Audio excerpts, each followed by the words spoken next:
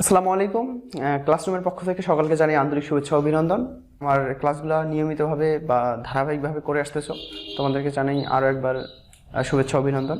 তবে হেক্সাডেসিমেল থেকে হেক্সাডেসিমেলে যোগ করা যায়।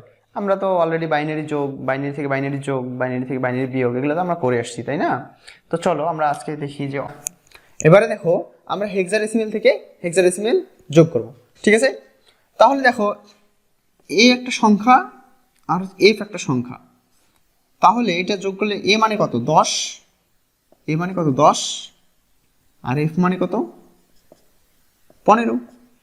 তাহলে 10 আর 15 যোগ করলে কত হচ্ছে 25। 25 কি 0 থেকে 15-এর মধ্যে, মানে এটা কি আমাদের হেক্সাডেসিমেল সংখ্যা 25? আমি যদি এটাকে বলি যে এটা হেক্সাডেসিমেল হবে কি না? অবশ্যই না। আমরা জানি 0 থেকে এফ পর্যন্ত, এফ মানে হচ্ছে 15, তাহলে 0 থেকে 15 পর্যন্ত হচ্ছে হেক্সাডেসিমেল সংখ্যা। 15 চেয়ে যদি 16 হয় তাহলে সেটা কি হেক্সাডেসিমেল সংখ্যা হবে? অবশ্যই না, হেক্সাডেসিমেল সংখ্যা হবে না। যেহেতু 25 হেক্সাডেসিমেল সংখ্যা না, তাহলে আমরা কি করব? হেক্সাডেসিমেলের যে বেসটা আছে 16 দিয়ে আমরা 25কে বিয়োগ করব। তাহলে 16 থেকে 25 বিয়োগ করলে আমরা কত পাই? 9।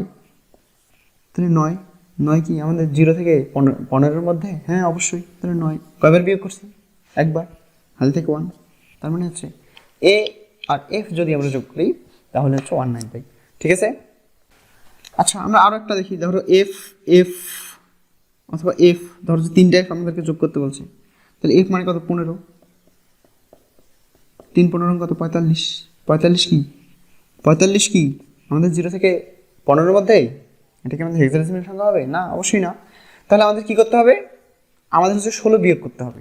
আচ্ছা, মানে বেসটা আমাদের বিয়োগ করে দিতে হবে। 45 থেকে 16 বিয়োগ করলে কত হয়? কত হয়? ধরো 29। তাহলে 29 কি 0 থেকে 7-এর মধ্যে? না। তাহলে আবার তোমরা হচ্ছে বেসটা বিয়োগ করো 16। তাহলে তাহলে হচ্ছে 13 পাচ্ছি, বুঝতে পারছো? তাহলে 13 কি 0 থেকে 7-এর মধ্যে? হ্যাঁ সরি, 13 কি 0 থেকে 15-এর মধ্যে? হ্যাঁ অবশ্যই। 13 মানে আমরা কি লিখতে পারি? এ মানে 10, বি মানে 11, সি মানে